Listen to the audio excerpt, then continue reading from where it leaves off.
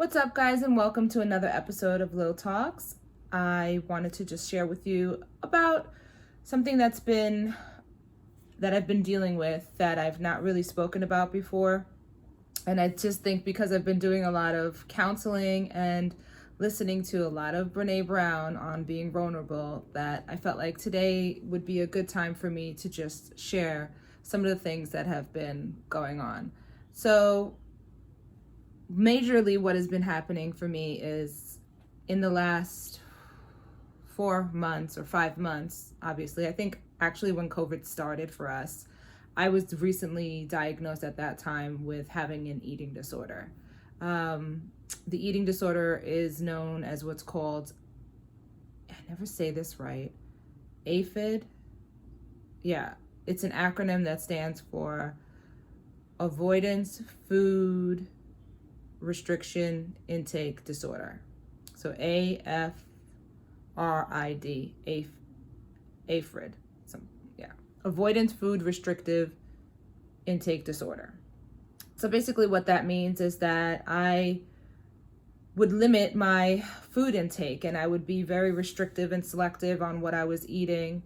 It's not the same as normal eating disorders are all about body imaging problems, having, issues with the way that their bodies look. Mine wasn't that. Mine is just what I'm learning, and what I'm going to continue to share with you all is mine stems from a post-traumatic stress issue or post-traumatic incident, right? A traumatic incident that turned into a post-traumatic stress in my body.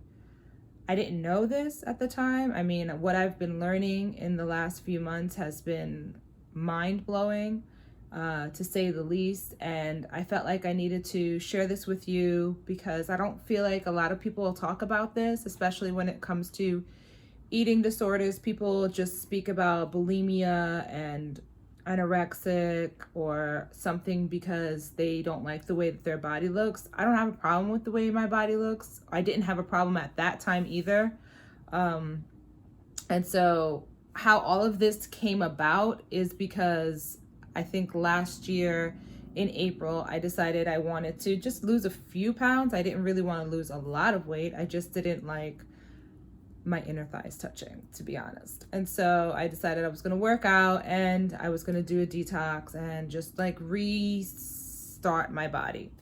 In doing that, what has happened turned into, and I'm not blaming that on it, but I don't know yet how to explain how that's me going through and starting this weight loss journey turned into where I am today. And so bear with me as I try to unpack this for you so that you can understand it in a way that makes sense.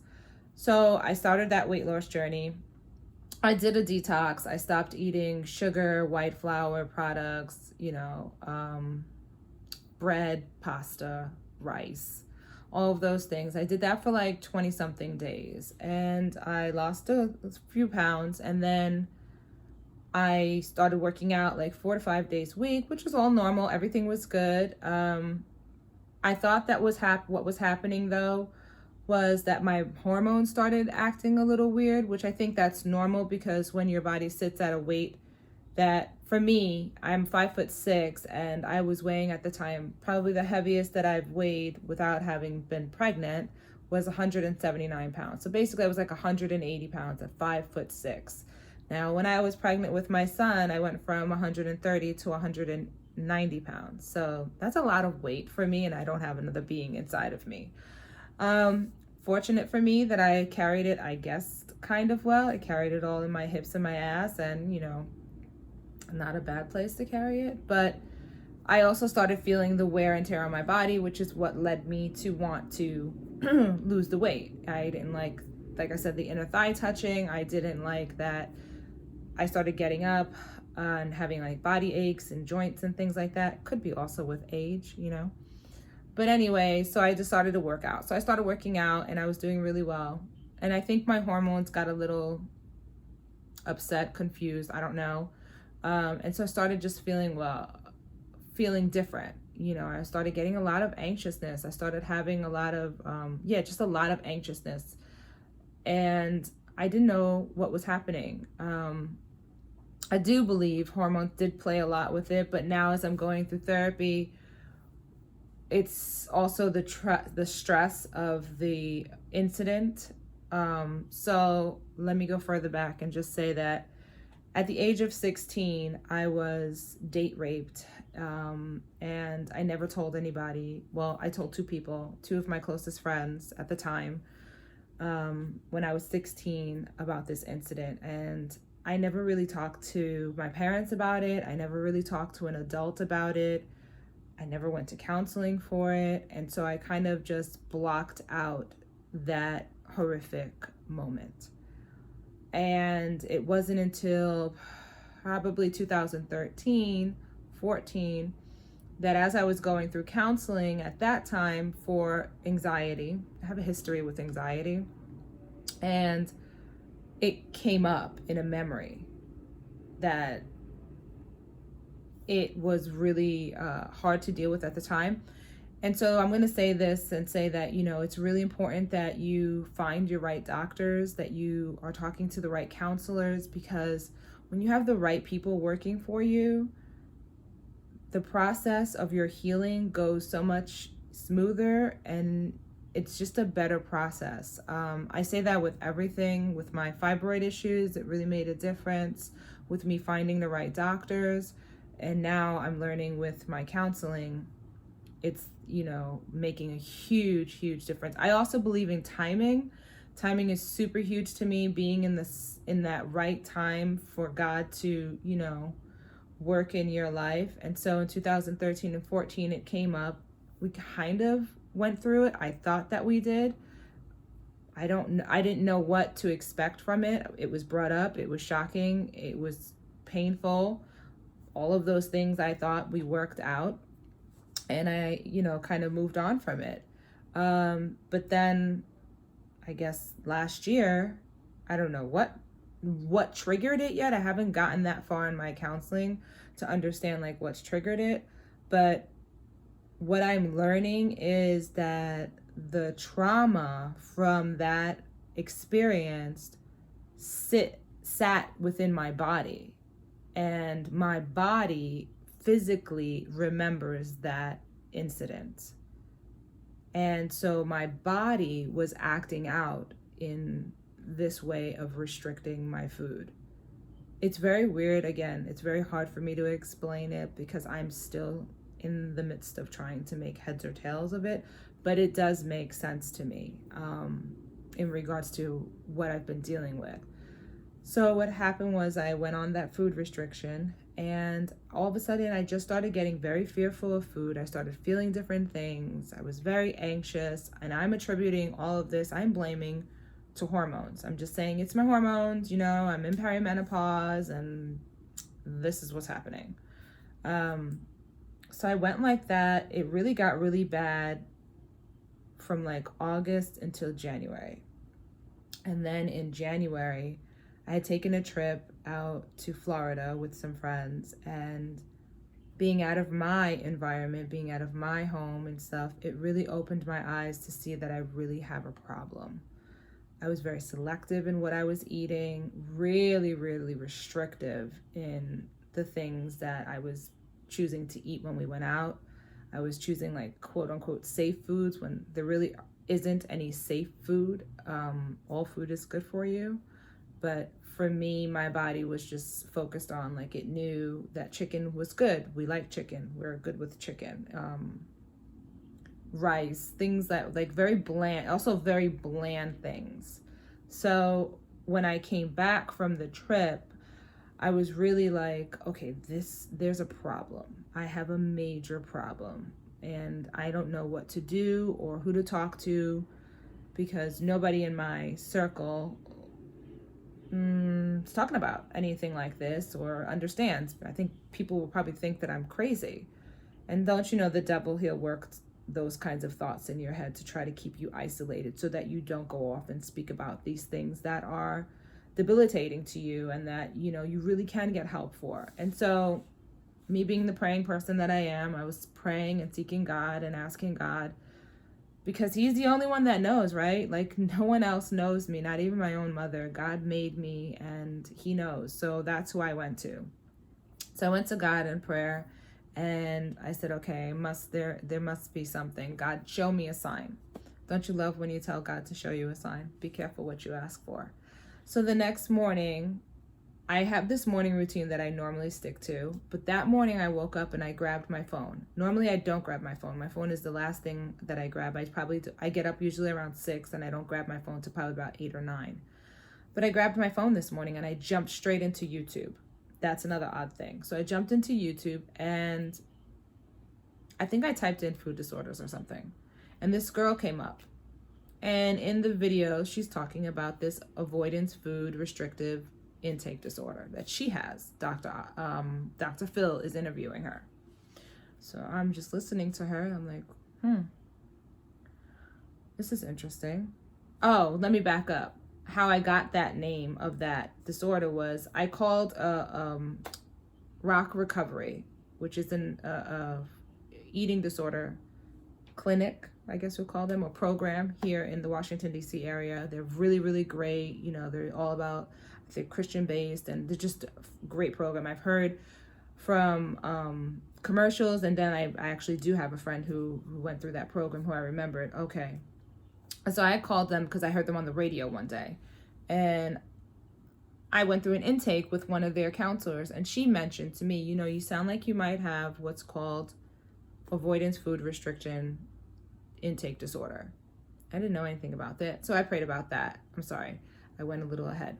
I prayed about that. I asked God to tell me, like, what is that? I don't understand. The next morning I wake up, I go on YouTube, I punch in this diagnosis, and up comes Dr. Phil with this young girl. She's probably in her 30s. She's got this disorder. So she goes through a day in her life of what it is like to live with this disorder. And I am blown away. I just start crying immediately because it's validation in my spirit that I am not alone. I'm not the only one that has this problem. There are people that have this problem. It's a real freaking disorder. It's not me being crazy. It's not me being afraid, because that was the one thing that I kept telling myself, that I'm just so afraid. I'm so afraid. Everything makes me afraid. But that's not true, right? And you have to watch the things that you say to yourself as well. So anyway, I watched that girl. I then thank God because I have my sign, and I start a program. I don't go with Rock Recovery. I go with another program because I have health insurance now and my health insurance can cover it. So why not go with my health insurance? And so I started this program, and I've been in this program since then. Been in COVID, right? Then COVID hits. I'm in COVID.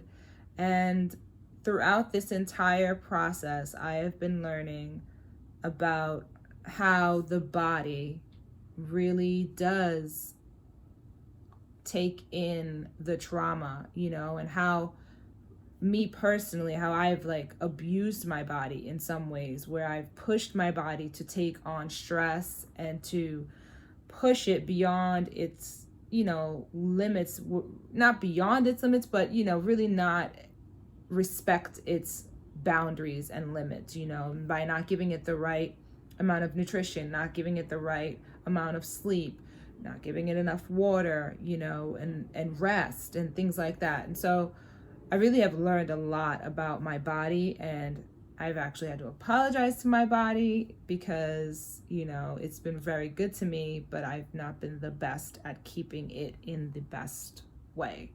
And so I've learned that this disorder, and because of the rape, I'd never really thought of myself as a victim. But as I've been unpacking this in my counseling sessions, I had taken on the identity of it being my fault, which I believe most rape victims and people of abuse do, right? I have taken on the identity of saying, like, I shouldn't have gone with him. I should have known better. All these I should haves, right? When in fact, it's not my fault. I didn't do anything. I didn't provoke it. I have nothing to apologize for, and nothing to say that it's my fault. I have no ownership in this. I said no, not once, not twice. I screamed, I bit, I scratched, I fought. And at one point what happened was I stopped fighting because he was so much stronger than me, and he had pinned me down in such a way that I couldn't fight anymore. I just remembered just saying, let me just stop fighting and let this just happen and get it over with. And once it did, I immediately got dressed and ran out for my life and left.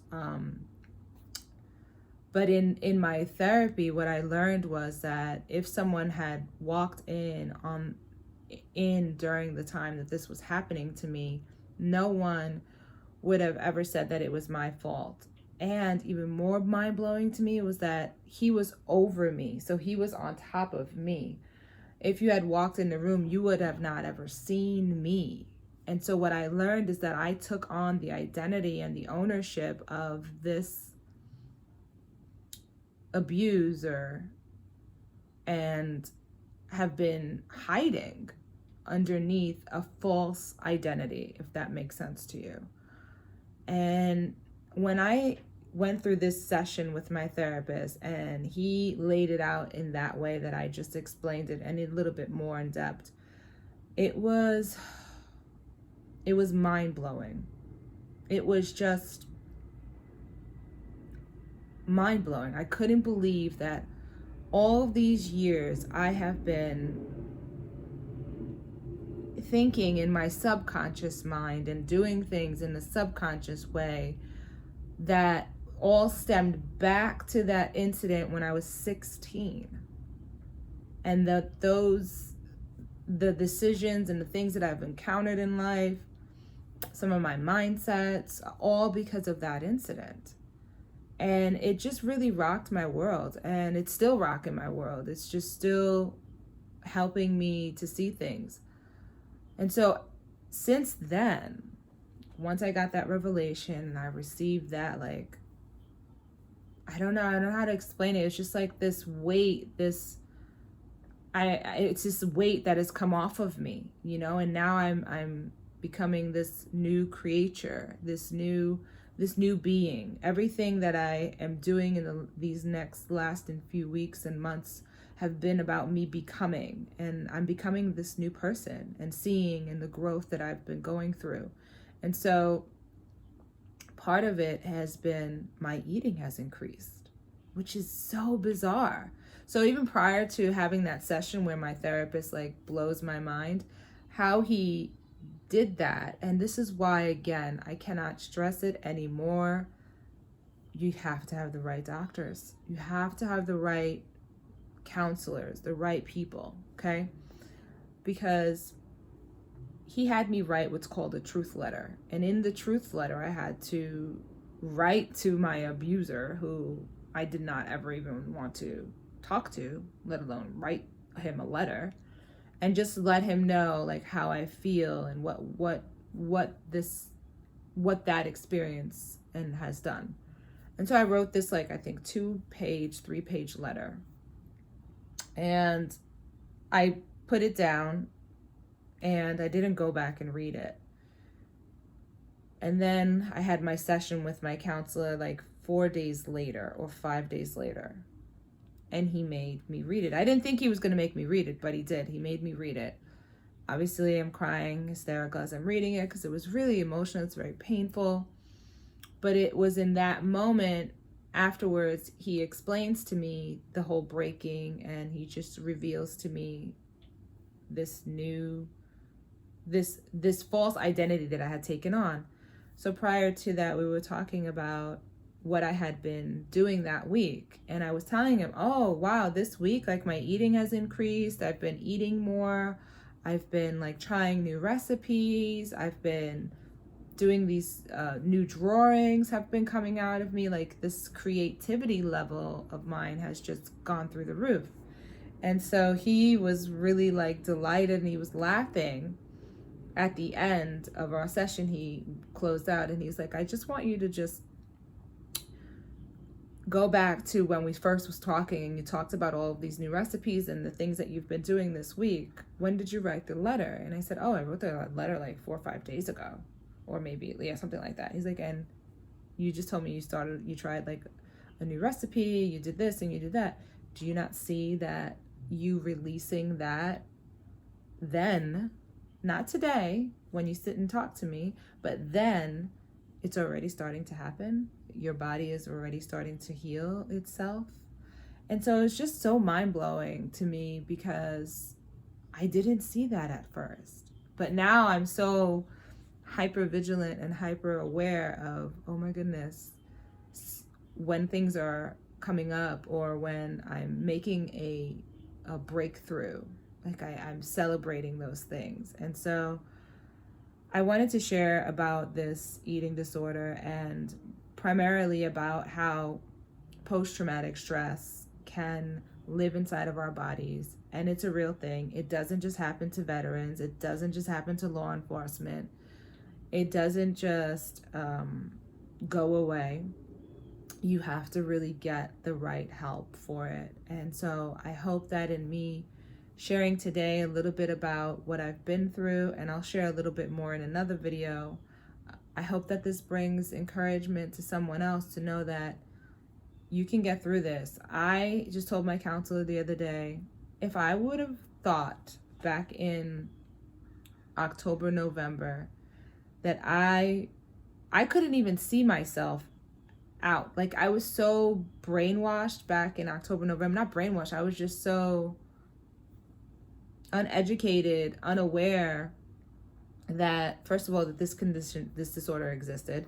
Second of all, that it stemmed from my rape, which was even more mind-blowing to me when I found that out. And that my body was the culprit. Like, it was the one leading it, and I'm blaming it on, my hormones and saying that it's perimenopause or whatever. But it's all somehow related, but mostly it's from that, traumatic experience. And that's why I say, like, for me, I'm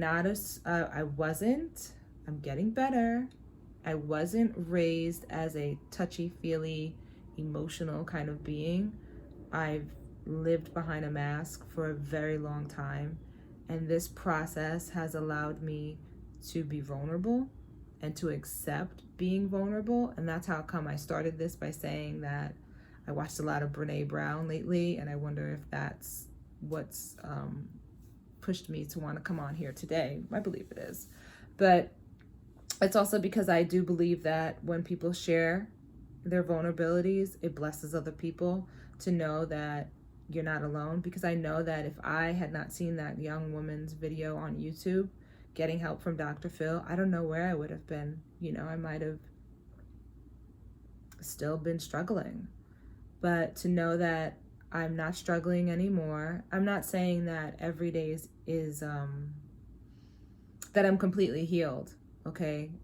I'm not completely healed. I'm still unpacking the trauma, the mindsets, and, working through mostly the mindsets and the behaviors that have come about because of the mindsets. And so I'm still a work in progress, but I will say that knowing that where I was in like October or even January to where I am today is a complete different place, different location, everything is just different. I see different, I hear differently, I read things differently, I pick up on things, my spirit feels things differently. It's just a different time for me right now, and I'm excited for my future. I'm not afraid anymore because I was so afraid. I was living in such fear of everything, especially when it came to food, that I couldn't even enjoy life. I couldn't really enjoy, like when I was in Florida for that time, it was really hard for me to enjoy being around people when inside my mind and my body I was screaming and crying for help, and no one could hear me because I was too afraid that I would be perceived as being weak. And this is all because of the way that I was raised and how I was taught that, you're not supposed to cry, you don't be a crybaby, and all those things, which are all really not good things to teach your children. And that it's okay to be vulnerable. Vulnerability is a strength. It's not a weakness. It's actually more courageous for you to be that way. And that there's so much blessing that comes from sharing your vulnerability. Now, it's not to say you can share it with everyone, but you know the right people that you can do it with, and at the right time, right? And so for me, right now is the right time for me to share that with you all, because I know that this video is meant for one person at least, because someone is dealing with maybe not exactly my situation and my condition or disorder, but there's something in my story that can help you to say that, oh my goodness, okay, I too am going to be okay. And that's all I really want to hear, right? I just wanted to hear that I was going to be okay. I'm going to make it through it. And I am. I've made it through. I'm continuing to make it through. And I'm going to continue to speak out and share and be vulnerable. And I hope that you've enjoyed this video. And if you do, please like it, leave a comment below, and I'll see you next time. Ciao.